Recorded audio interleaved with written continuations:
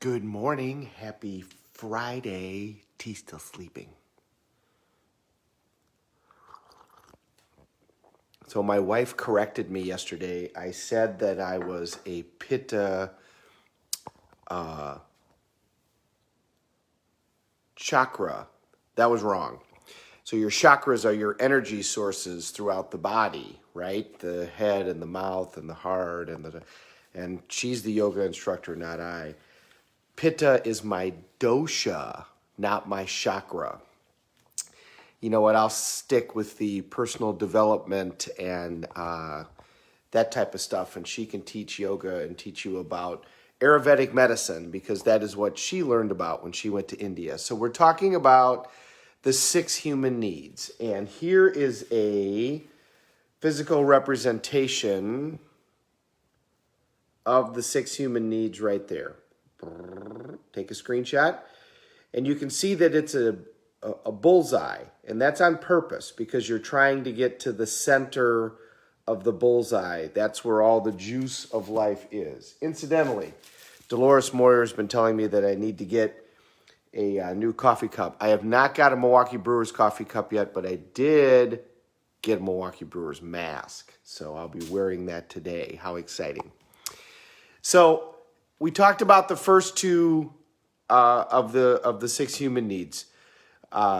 Certainty and uncertainty. So you want a certain level of certainty, and then you want a certain level of uncertainty / variety. And then if you were able to take a quick look at this, you can see the next two, significance and love and connection. Now remember, these first 4 are needs. They are met by everybody all the time in some fashion. Okay, you figure out a way to meet these needs every day. It's just a question of what's the quality of how you meet them. Is it a 1 on a scale of 1 to 10, or is it a 10 on a scale of 1 to 10? And you can see that these things are a balance. So you want certainty, but you want variety, and then you want significance, individuality, but you want love and connection. And when you get out of balance in these things, then that's when people start to have problems. So, too much certainty, what happens? You're bored. Too much variety, what happens? Well, that's what's happening right now. You freak out, right? People are freaking out completely because there's way too much uncertainty in the world. They don't know what tomorrow's going to bring, and that's very much bothers them, especially achievers. Achievers try to control events. They can control their world. Achievers have learned how to control their world pretty well. That's one of the ways that they achieve. They manage their time.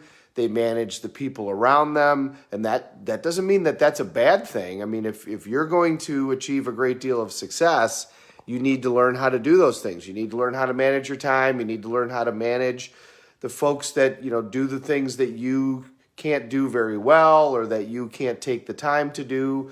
So that's what achievers learn how to do. So then they try to control events. Well, you can't control what's going on in the world right now. We can't control viruses. We can't control when the world hits a tipping point. And so now we have protests and we have new ways of thinking. You can't control that. You can't control somebody dying. You can't control a parent dying. You can't control a child dying. We try, but we can't control those events. What can we control? Well, we can control our response to those events, right? But when you're looking at this from the point of the 6 human needs, you can see why people do certain things that they do. So I'll give you an example from my experience. A lot of my cases are car wrecks. And a lot of times the person that's driving isn't hurt in a car wreck. A lot of T-bone wrecks happen on a passenger side and not on a driver's side. Well, it's not the driver's fault at all that happened. It's the driver or the other person's fault that happened most of the time. Not always, of course, but most of the time.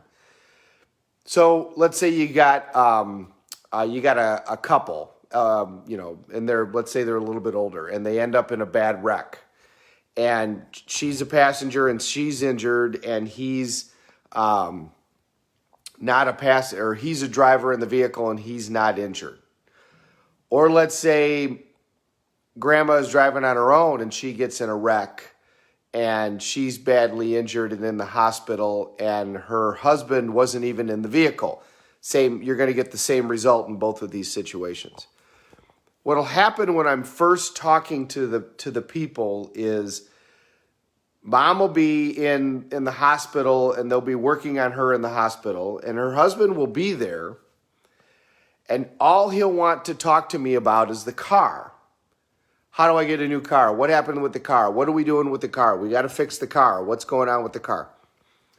And kids will be there, or grandkids will be there, and they'll be really upset because all that dad wants to talk about is the car. Why isn't dad talking about his wife?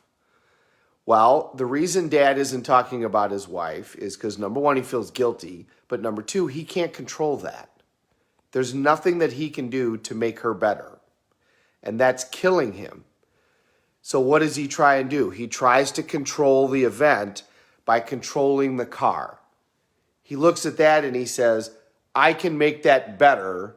I can fix the car issue, so that's what I'm going to go focus on. I can focus on the thing that I can actually fix and that I can actually control. So he's trying to control the event by controlling the car. And when I explain that to the kids or the grandkids, then they go, oh, okay, that makes sense.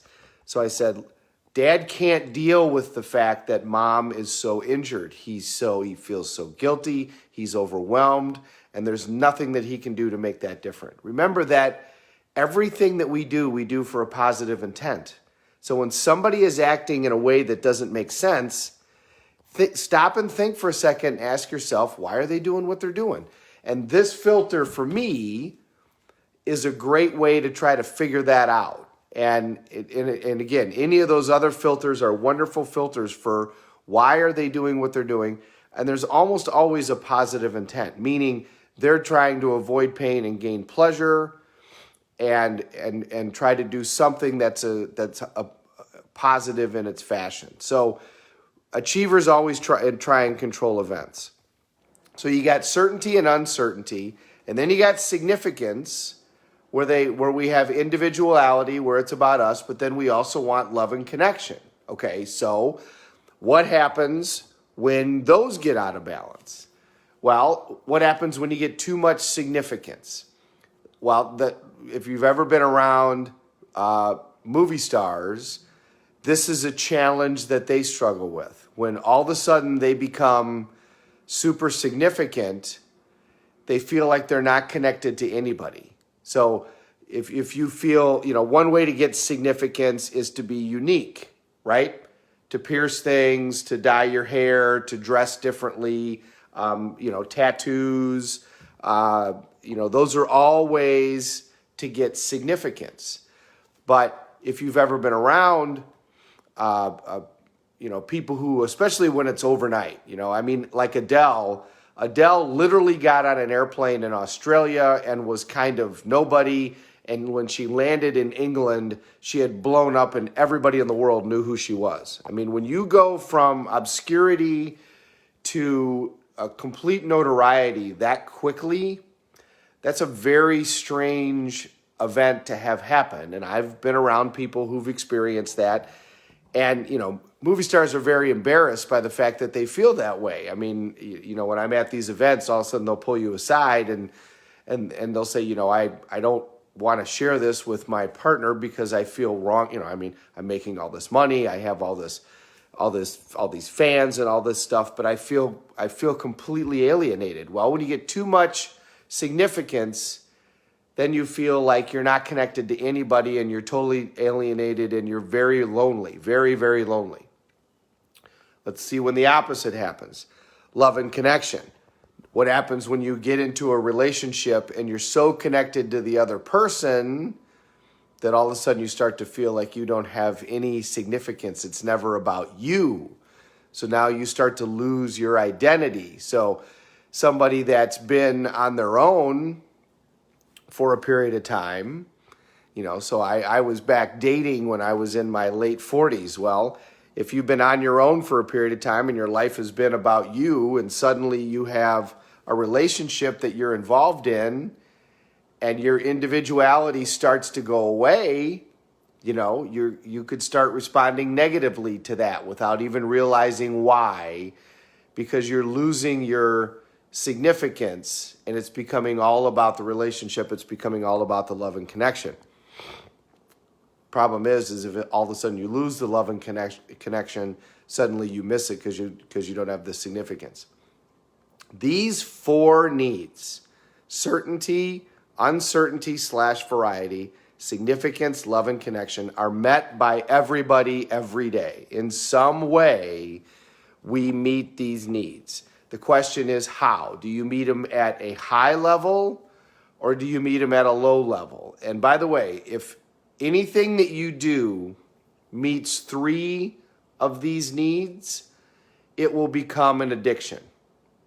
So a highway to meet these needs, a level 8, 9, 10, exercise. Do you get certainty? Yes. You know that you're going to feel a certain way when you're done exercising. You're going to release those endorphins. You're going to feel like you accomplished something. You're going to be prouder of your body. So you know that that's going to happen. Do you get uncertainty? Absolutely. Every day that you exercise is different. Some days you feel better. Some days you feel worse. Some days it's hot. Some days it's cold. Some days your lift is strong. Some days it's not. Some people do different things. Even if you do the same thing every day, you're going to see different things. You're going to hear different things. You might listen to different music. So you get variety. Do you get significance? Absolutely. Because people will, if you exercise every day, people will appreciate you for that. You will get notoriety for that. People say, wow, that's amazing. That's amazing that you get up at that time every day and run. How many days, and they'll ask you questions.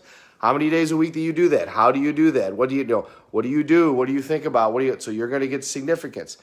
It's even possible that you get love and connection from other people because they admire you. So it's easy to see why we get addicted to exercise, and it doesn't take long and it becomes an addiction. Violence. Why has violence been in the world forever, and why is it quite frankly going to stay in the world? Because it meets these needs.